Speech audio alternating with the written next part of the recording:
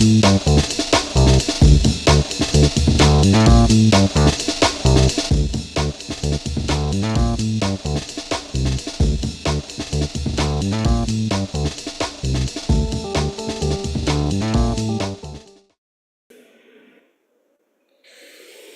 снова здравствуйте, Холмухагас, дорогие друзья. У нас на дворе понедельник, за окном 18 августа 2025 года. В Республике Башкортостан 9 часов утра. Говорю это тем, кто смотрит в прямом эфире очередной выпуск программы «Аспекты Республики». Для тех, кто смотрит в записи, текущее время не имеет никакого значения, но имеет значение все остальное, потому что здесь мы стараемся говорить правду, мы стараемся смотреть реальным событиям в глаза, анализировать их, и делаем мы это совместно с вами, благодаря вашим комментариям, которые вы присылаете как в ходе прямых эфиров, так и после того, как наши записи остаются для всеобщего обозрения. Зрители у нас в YouTube-канале, в TikTok-аккаунте, в Instagram нашем аккаунте, везде. Ну и в Telegram-канале, конечно же, тоже.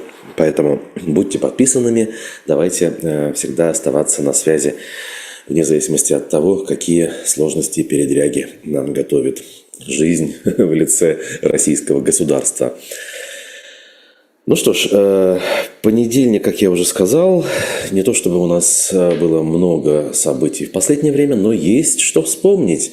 Тем более, что в минувшие выходные состоялась годовщина событий на Куштау. Мы говорили о том, что планируется мероприятие, и оно состоялось. О нем в том числе сегодня также поговорим. Плюс ваш покорный слуга с коллегами и друзьями посетил еще одно массовое мероприятие, правда, далекое от республики в плане расстояния, но близкое с точки зрения сути, поскольку оно прошло под эгидой, скажем так, Башкортостана, башкир в целом в далекой Германии. Впрочем, обо всем по порядку. Вначале у нас новости в стране и в мире по итогам воскресенья 17 августа. Как минимум 3 человека пострадали в результате российской атаки на село Лесное Харьковской области, утверждают местные власти. По словам главы администрации, для удара использовались авиационные бомбы. На место прибыли спасатели. Ранее о взрыве сообщили жители самого Харькова. Украинский беспилотник пытался атаковать Смоленскую атомную электростанцию, утверждают в ФСБ. Спецслужба отчиталась о предотвращении этого удара. Подробности не приводятся. В Киеве это не комментировали. Станция находится примерно в 200 километрах от украинской границы и в 130 от белорусской. Дональд Трамп поддержал требования Владимира Путина отдать России контроль над Донбассом, утверждают источники телеканала Fox News. По их словам, в обмен на это Москва должна заморозить линию фронта на других участках. Ранее агентство Reuters писало, что Владимир Зеленский отверг подобный сценарий. Как минимум 6 европейских лидеров, а также генсек НАТО присоединятся к встрече украинского и американского президентов в Белом доме сегодня, в понедельник. Ранее CNN и Axios сообщили, что Дональд Трамп намерен провести трехстороннюю встречу с Владимиром Зеленским и Владимиром Путиным уже в конце наступившей недели.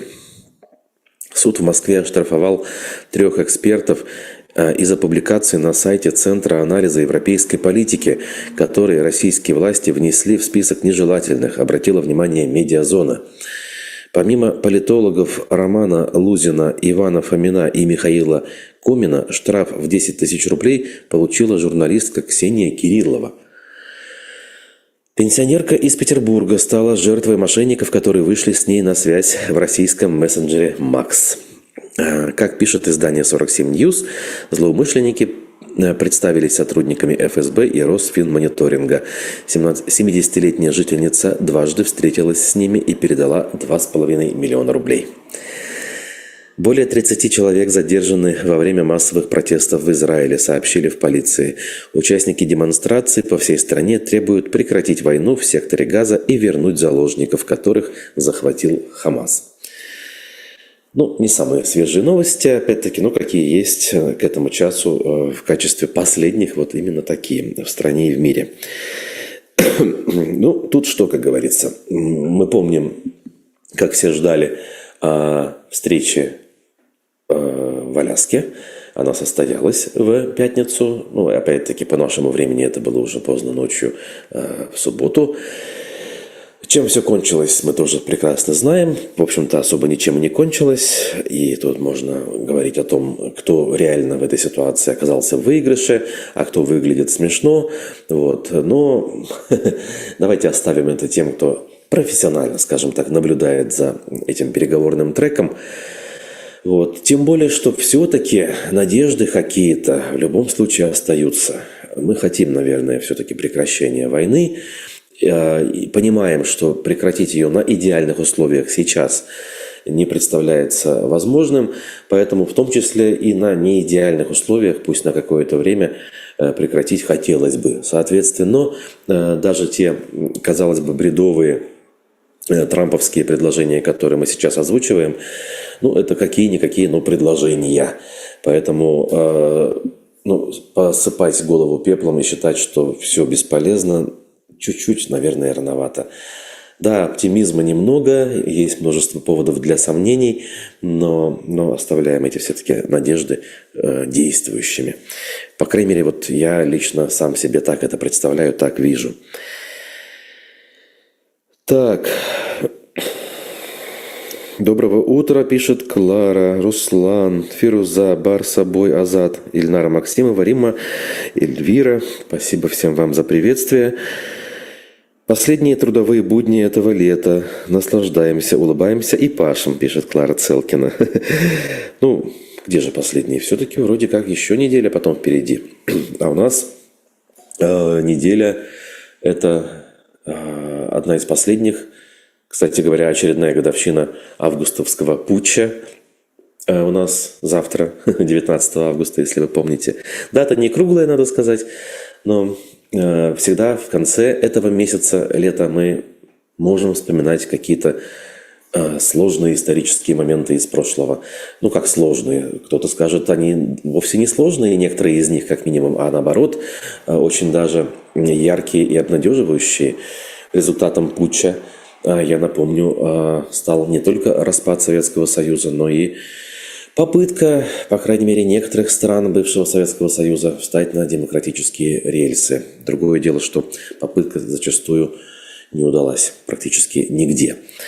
Вот. А, например, 17 августа 1998 года в стране был объявлен дефолт правительством Сергея Кириенко, я напомню, да, в результате разразился финансовый кризис, резко обвалился курс рубля по отношению к доллару, выросли цены, трудно пришлось бизнесу, но по большому счету именно с этого дня начался довольно бурный и целенаправленный экономический рост в стране, который потом уже приписали новому президенту и его команде, Путину, соответственно, который пришел на пост президента официально в мае 2000 года. Хотя рост начался до него, и для этого уже были созданы предпосылки и созданы все условия. Это важный момент. Так, значит, таким образом, к нашим новостям, соответственно, давайте переходить. Парочка правоохранительной информации. Суд в Уфе арестовал подозреваемую в растрате бюджетных средств предпринимательницу Гульнару Юрину. Это еще случилось в конце прошлой недели. Арестована она до 6 сентября пока что. Обвиняется Юрина в присвоении и растрате бюджетных средств в особо крупном размере. Значит, в 2023 году госпожа Юрина, как пишет «Коммерсант», без торгов заключила с государственным концертным залом «Башкортостан» госконтракт на подготовку площадки для проведения конкурса патриотической песни «Время героев».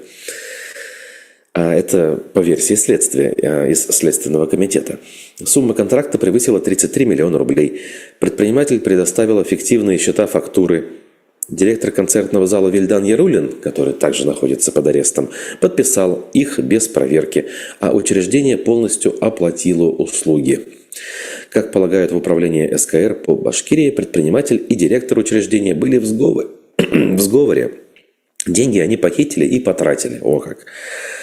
В доме у Юриной прошли обыски, у нее изъяли мобильные телефоны, флеш-накопители, жесткие диски, ноутбук, компьютерную технику, финансовую и учредительную документацию, наличные денежные средства, предметы роскоши и драгоценности. Видно по опубликованным кадрам хроники, что Юрина жила очень и очень достойно с точки зрения финансового благополучия. В общем, что тут скажешь? Опять-таки, я не берусь утверждать, что смотрите, какая замечательная борьба с коррупцией в стране. Опять-таки, речь тут, скорее всего, идет про мелких жуликов и взяточников, которые, в общем-то, на основе, давно уже устоявшейся основе, просто-напросто пилили бюджетные деньги. Что именно пошло не так в отношении этих людей сейчас, можно опять-таки гадать, но тут, наверное, надо все-таки информацией из первых рук владеть. Так или иначе, ничего удивительного в том, что именно так, а не как-то иначе они осваивали бюджетные средства. Другое дело, почему за те же действия, которые всегда примерно в таком же ключе проводились, сейчас к ним пришли с вопросами. Опять же, плюс-минус те же самые люди, в частности, та же самая Юрина, отвечала за организацию еще более масштабных мероприятий в Уфе, которые начались и прошли до войны, скажем, да. Некоторые из них я застал. Помните Всемирную фольклориаду в Уфе? В 2021 она состоялась в итоге летом. Всякого рода фестивали, там WorldSkills Russia, которые были также в 2021 году. Вот где реальные были деньги. И нет никаких оснований полагать, что там все было чисто и законно. Вот лично у меня точно нет. Поэтому все это для отвода глаз в рамках какой-то внутривидовой борьбы. Кто-то кого-то подсиживает, кто-то где-то хочет выслужиться. А опять же, о системной борьбе с коррупцией, конечно же, говорить пока не приходится. Это моя оценочная точка зрения. Так. Азат вспоминает дефолт со слов отца, что планировали купить участок земли для стройки, а в итоге денег хватило только на радио. Я сам хорошо, конечно, помню те события, помню, как цены на импортные товары выросли, буквально ровно в 3 раза. Это буквально в первые дни произошло. А торговцы на Сипайловском вещевом рынке говорили, что все, нам конец.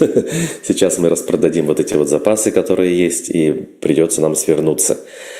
Как раз с родителями приехал на рынок тогда, чтобы одеться к новому учебному году. Я тогда шел в 11 класс.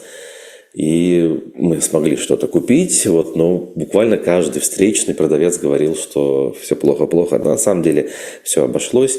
Рынок порешал, как говорят эксперты и наблюдатели. В общем, в итоге все было нормально. Ладно, а мы к следующей новости. Опять-таки, еще одна коррупционная тема, она тут связана уже с другим, более высокопоставленным чиновником хабировского пула. Речь про экс-вице-премьере Алане Марзаеве. Его обвиняют в получении взятки в особо крупном размере в связи с дорожным строительством в республике, на всякий случай напомню. Так вот, его уголовное дело, которое отправлялось в Москву, и он сам в Москве пребывал в следственном изоляторе, теперь вернулось в Уфу. И таким образом и сам Марзаев опять-таки возвращается или уже вернулся продолжать отбывать арест в Уфимском СИЗО. Значит, Ленинский райсуд продлил его арест до 6 ноября пока что. Также под арестом останется имущество свидетелей по уголовному делу, сообщает «Коммерсант». И какие именно причины явились основанием того, чтобы вернуть его дело в республику, здесь подробно не указывается. Просто решение принял соответствующий 6-й кассационный суд общей юрисдикции. Он это решение принял согласно ходатайству прокуратуры. Именно она запросила перевести дело Марзаева из Москвы в Уфу. Опять же, по существу этот перенос вряд ли что-то изменит. С другой стороны, Есть шанс, что на процессе будут присутствовать хоть какие-то журналисты из Башкортостана, которым действительно интереснее намного следить за этим делом, чем, скажем, московским репортерам. Вот. Может быть, какие-то любопытные детали в ходе процесса мы будем получать благодаря этому. Вот. Ну, а если все-таки к главному перейти, то это, конечно же, событие вокруг Куштау, где активисты отметили 5-ю годовщину успешной защиты Шихана. Собрались, пообщались, сфотографировались, и на фотографии видно, что тут человек 50, наверное, да, присутствовало в районе лагеря защитников Куштау, где произошли главные события и самые ключевые события в августе 2020 года. На этот раз они собрались 16 августа в субботу. Так, что нужно отметить? В начале августа нынешнего года активисты общественного движения «Зеленый щит Башкортостана» обратились к защитникам Куштау с призывом отметить 5-ю годовщину победы в формате дружеского чаепития. Некоторые общественники опасались, что власти не дадут провести мероприятие, однако, как рассказал журналистам на условиях анонимности один из участников чаепития, праздник прошел без инцидентов. Полицейских было достаточно много. Они наблюдали за нами, снимали на видео, но не вмешивались. Все-таки явились таки, да, значит, полицейские. Праздник прошел душевно, отметил очевидец событий и их участник. Мы провели на поляне почти полдня. Народу приехало достаточно много, где-то от 50 до 70 человек, в том числе из разных районов республики. Конечно, больше всех было тех, кто живет поблизости, в деревне Урняк и в Стерлитамаке, Салавате и Шамбае. Но были активисты, например, из Баймака. Люди делились воспоминаниями. Как и в прошлые годы, активных участников защиты Куштау награждали медалями, грамотами. Конечно, была праздничная трапеза, были экскурсии на вершину Куштау, плавание на катамаранах. На поляне было очень много пчел, но, что удивительно, они никого, насколько я знаю, не укусили. Ну, с чего вдруг им жалить людей, которые их не трогают, да? Собеседник редакции заметил, что разговоров о нынешних политических событиях собравшиеся практически не вели, хотя, конечно, обсуждали проблему защиты хребта Крыктытау. Ага, любопытно. На этой годовщине, как и на прошлых, не было уже многих участников тех событий. Кто-то уже умер, например, хранитель Таратау Абдрахман Валидов. Кого-то власти бросили за решетку, как Рамилю Саитову, Фаиля Алсынова, Лилию Чанышеву, которую потом обменяли и выслали из страны, Ольгу Комлеву. А кто-то был вынужден уехать за границу, отметил активист. Дальше цитата из сообщества во ВКонтакте «Сохраним Шиханы, Таратау, Юрактау и Куштау». 5 лет. Сегодня ровно столько с тех трагических событий, когда встал народ и защитил Куштау. Большое дело сделано. И все же на этом защита шиханов не заканчивается. Теперь предстоит защитить их от потребительского отношения, от бездумного надругательства над природой, от оголтелого массового вандализма. Все верно. Никаких сомнений нет, что защита должна продолжаться, и тем более все-таки я даже продолжил бы, да, и напомнил бы вновь, что сырьевая проблема БСК никак не решена, поэтому шиханы в том числе в зоне риска по поводу главного, скажем так, негативного фактора. Это гораздо страшнее, чем просто какой-то вандализм и отдельная порча отдельных там каких-то зеленых насаждений. Пока сырьевая проблема не будет решена и не станет очевидно, что решена надолго, успокаиваться и расслабляться по поводу шиханов ни в коем случае нельзя, на мой взгляд. Ну а то, что активисты собрались и у них все получилось тихо, мирно и не обсуждали текущие политические вопросы, наверное, это хорошо и правильно, учитывая, насколько нынешние политические события по-разному оцениваются участниками защиты Куштау. Это было бы, наверное, правильным. Ничего на эту тему не говорить. Так. Ведомости пишут, что русская Башкирия, имеется в виду русская община, да, с таким названием, на днях установила незаконный капитальный крест взамен снесенного в 23 году. Это даже не на днях, мы с вами говорили об этом, недели 2 назад. Металлический крест с камерой видеонаблюдения установили действительно над Павловским водохранилищем на одном из склонов. Это так, и, в общем, тут не убавить, не прибавить. В общем-то, установили. Вот, посмотрим, что с ним будет дальше. Ну что ж, если, кстати, среди вас есть, может быть, те, кто были на этом мероприятии на Куштау, пожалуйста, напишите свои мысли, комментарии, что видели, что почувствовали, в конце концов, какие, в общем, эмоции испытали. Мне кажется, это было бы очень любопытно не только мне, но и всей нашей аудитории. Так.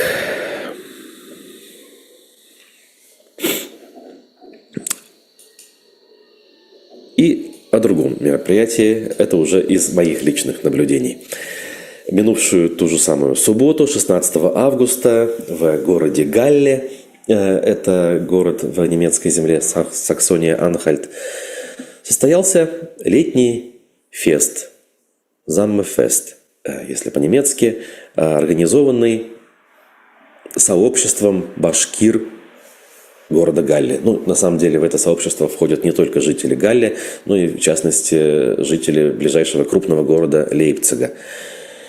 Мероприятие прошло в удивительном месте. На территории городского большого очень зеленого парка есть отдельная, скажем так, огражденная зона Башкиришер Шпильплац, башкирская игровая площадка. Для меня это было удивительным открытием узнать, увидеть такие прекрасные, ну скажем так, детали, связанные с нашим народом. Еще в 2003 году силами, опять-таки, сообщества конкретных людей, в том числе выходцев из Башкортостана, это все было построено. И с тех пор поддерживается в нормальном, хорошем, рабочем состоянии и прекрасно выглядит. Вот. Люди, которые все это делали и сейчас продолжают проявлять, скажем так, собственную инициативу и проводят вот на этом месте всякого рода праздники, куда могут все желающие приходить, общаться, делиться эмоциями, в общем, и чувствовать себя прекрасно. И вот я с коллегами и друзьями побывал на этом мероприятии. И небольшой, репортаж не назовешь, ролик на эту тему смонтировал, выложил в наши социальные сети. Давайте мы его сейчас посмотрим, там буквально 1,5 минуты.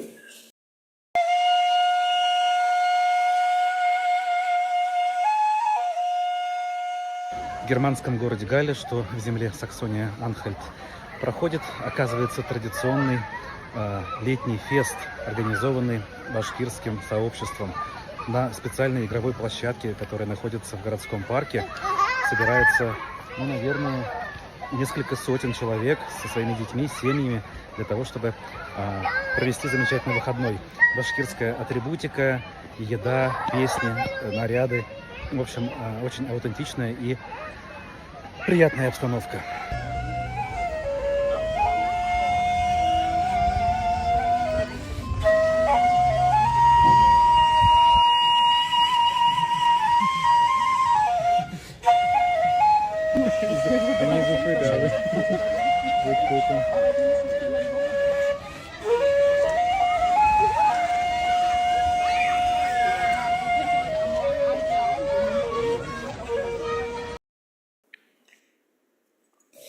По-моему, вполне себе исчерпывающе, да? Понятно, как это выглядит, как это работает. В общем, познакомился с людьми, с некоторыми пообщался, с кем раньше не был знаком. Встретил в том числе наших зрителей, которые узнали сразу же меня и сказали, что смотрят аспекты. Это тоже была отдельная приятная нота из произошедшего. Появились кое-какие мысли, соображения о том, как можно совместно с нашими земляками, скажем так, в общественных целях, в целях, я не знаю, там, развития нашего, в том числе, канала, все это как-то вместе дальше реализовать в рамках каких-то мероприятий. В общем, додумаем, допилим, а потом уже вам сообщим о том, к чему пришли. Таким образом, вот как это выглядит. Это замечательно. Как мы знаем, в нашей родной Уфе от Галле осталось только одно название, имеется в виду название улицы и остановки общественного транспорта, а здесь все как и прежде. В общем, сотрудничество, так скажем, и дружба между городами, землячествами развивается ровно так, как это было всегда. Разумеется, никакой, уж простите, русофобии или там башкирофобии, если хотите, не было и нет в помине. Все очень хорошо и красиво. Таким образом, я надеюсь, что и новые какие-то мероприятия, которые будут там проходить, а я уже знаю, что там будет, например, осенью пара мероприятий, мы сможем посетить, увидеть, там, сфотографировать, снять, вам показать все и рассказать.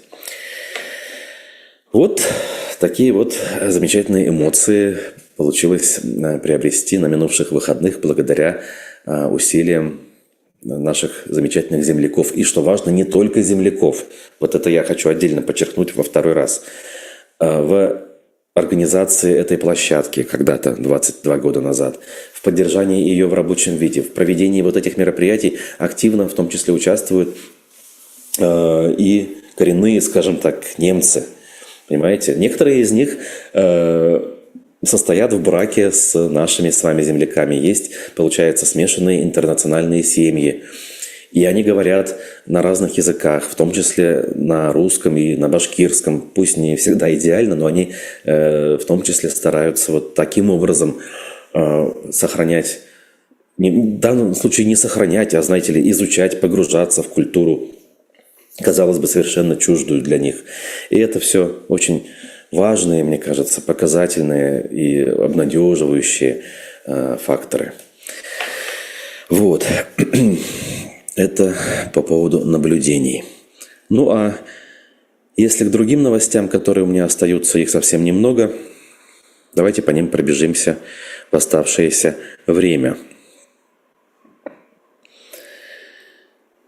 Так.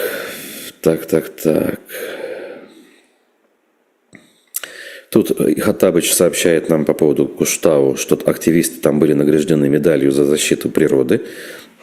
Да, мы об этом сказали, про медали эти. Опять же, это все инициатива снизу, это никакие не официальные знаки отличия, насколько я успел понять, да? Это все была инициатива активистов. У меня, кстати говоря, тоже, по-моему, есть одна награда, связанная с защитой Куштау. В предыдущие годы была подарена нашим гражданским сообществам. Вот. Ну и все-таки к следующим новостям. Пруфы задаются вопросом о том, что же незаконно возводят в центре Уфы. И приводят фотографию некого стеклянного павильона, который возник вдоль улицы Коммунистической, по сути дела, на площадке гостиного двора, рядом со стеллой, посвященной правам человека. Удивительно, стелла по правам человека до сих пор стоит. Да. Значит, в мэрии журналистам сообщили, что это строение построено на земельном участке с пометкой «Стоянка транспортных средств». Ну, мы все знаем, там стоянка. Земельный участок находится в собственности ООО «Паркинг», директором которого является некий Турьянов Азат. 15 августа мэрия Уфы уточнила, что разрешение на строительство объекта капитального строительства на земельном участке не выдавалось. Вот так вот. Ранее, 4 августа, собственнику земельного участка, где возводится кафе, а это кафе, судя по всему, было вынесено предостережение. Тогда владелец объяснил, что на участке строится кафе, но открывать его не планируют до внесения изменений в документы. Он сообщил, что собирается внести пометку в ЕГРН о дополнительном виде разрешенного использования. В мэрии же считают, что требование предостережения о недопустимости нарушения обязательных требований собственникам не исполнено. Объект строительства завершен и имеет признаки капитального объекта. В общем, удивительно. Представьте себе вот центр города, столица. Башкортостана. Место очень проходимое, людное, яркое, всем знакомое. И они не могут разобраться в трех соснах. А кто что строит, и почему там с документами не в порядке, и что с этим делать дальше? То есть, как вообще можно себе представить, что в таких условиях наши власти, наши чиновники могут что-то решать, эффективно улучшать и делать все это дело как-то последовательно? Вообще не возникает такого впечатления, знаете ли. Как раз-таки наоборот, возникает ощущение, что все делается наобум, случайным методом тыка, и дальше уже как получится задним числом прикрыть свои действия, что-то узаконить и договориться, в том числе с бизнесом. Не знаю, посмотрим, будет там кафе или нет. Так или иначе, мне кажется, в таких ситуациях стоило бы действовать заблаговременно. А Ради Хабиров, как-то он умудряется сообщать о каких-то вещах, хотя вроде бы в отпуске числился. Понятно, что за него это делают подчиненные, да, публикуют посты там и вкладывают в его уста какие-то слова, какую-то информацию. Так вот, он сообщил якобы о больших планах по модернизации Уфимского аэропорта. Никогда не заканчивается у нас модернизация в Уфимской воздушной гавани. Только что-то, закончат и опять объявляют что-то масштабное. А дело в том, что по итогам 2024 года аэропорт Уфы получил премию «Воздушные ворота России» как лучший аэропорт с пассажиропотоком от 2 до 6 миллионов рублей. Хабиров написал, что несмотря на то, как развивается наш аэропорт, и глазами пассажира, и то, что я вижу здесь, меня радует. Странная какая-то мысль. Теперь у нас большие планы по модернизации аэродромной инфраструктуры. Появляются новые рейсы. Только в этом году запустили самолеты в Горно-Алтайск и Китай. Сегодня в России отмечают День воздушного флота. Это было накануне, получается. Искренне поздравляю сотрудников нашего аэропорта и авиакомпаний, написал он. А какая именно модернизация, что опять там собираются менять, ничего об этом не говорится. Как Башкирия помогает новому региону России?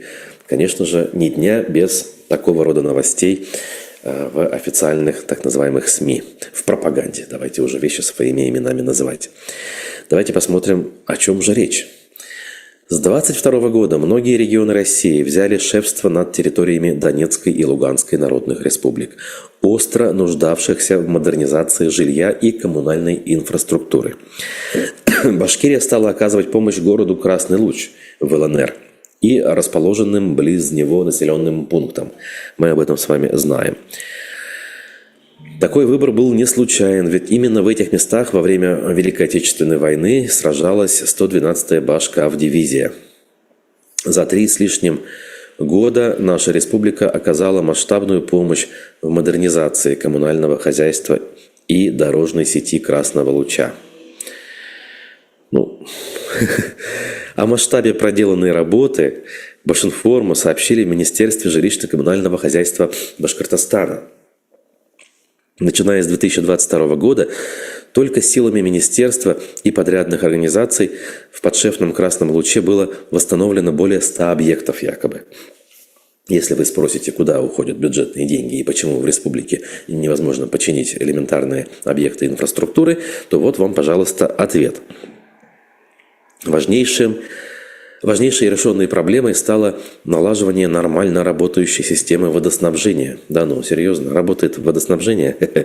В Красном Луче заменили километры водопроводных сетей с использованием современных труб, имеющих большой ресурс безаварийной работы. Вон как. А во всех у нас селах и деревнях в Башкортостане есть водопровод, мне хотелось бы спросить. По-моему, да, появление водопровода в подавляющем большинстве сел у нас очень далеко. Даже задумки нет зачастую водопровод сделать. Люди живут, используя индивидуальные скважины, колодцы, родники, там, где они есть.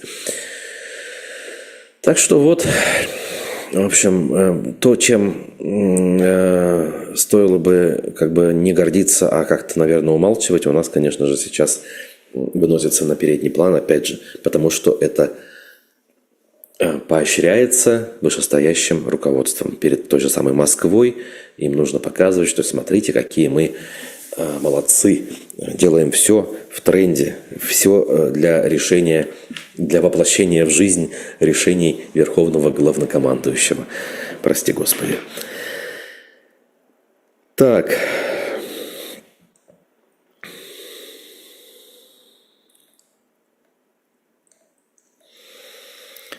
Так. Лейла Хан КЗ пообещала в сентябре выпустить новый техноальбом. Совершенно верно. А я, кстати, важную деталь не отметил. Ведь побывав на мероприятии в Галле, мы побывали тоже и в Лейпциге, собственно, ознакомились там с монументом, посвященным столетию битвы народов. На всякий случай напомню, в 1813 году на поле под Лейпцигом случилась самая большая масштабная битва в мировой истории до Первой мировой войны.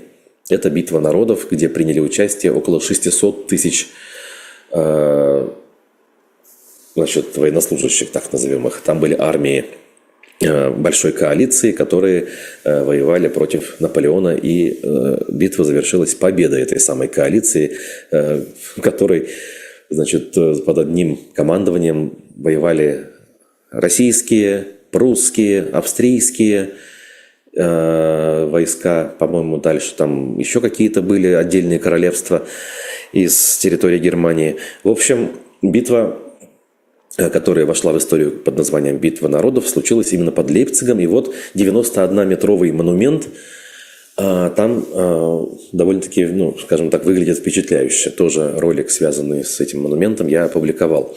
Вот. В этой самой битве в составе русской армии считается, что участвовали башкирские воины. Тут можно по-разному сейчас оценивать участие башкортов в этой войне. Вот. С точки зрения колониальности, имперскости, я думаю, вы понимаете, о чем я говорю. Вот. Но, опять же, для нас, для землячества, это такой важный какой-то дополнительный аргумент считать, что, смотрите, история, на самом деле, очень переплетена и как-то душу греет, что ли. Понимание того, что наши предки вот в этих местах, не просто побывали, скажем, да, а проявили себя каким-то образом. Также памятный камень рядом с православной церковью в Лейпциге посетили, где в том числе русском языке написано, что башкирские воины участвовали в тех событиях. Камень также установлен в 2003 году. Вот. М нам пишет: работала на стройках на башенном кране. Почти всегда разрешения на стройку нет. Начинаешь, в конце стройки получают разрешение.